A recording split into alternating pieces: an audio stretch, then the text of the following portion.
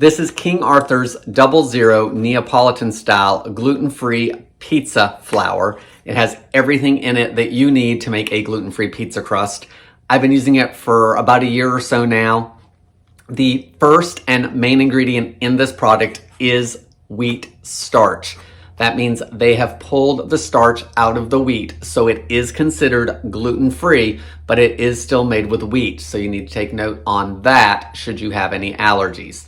The other ingredients are cornstarch, sorghum flour, cellulose and psyllium fiber blend, which that would be your binding agent, inactive yeast, and xanthan gum, another binding agent.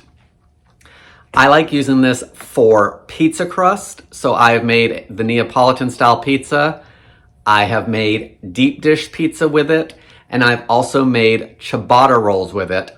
All have done very well, very good taste and texture. I'm going to try to show you what it looks like on camera. It's pretty fine if you are familiar with their Measure for Measure brand. It is finer than that flour is.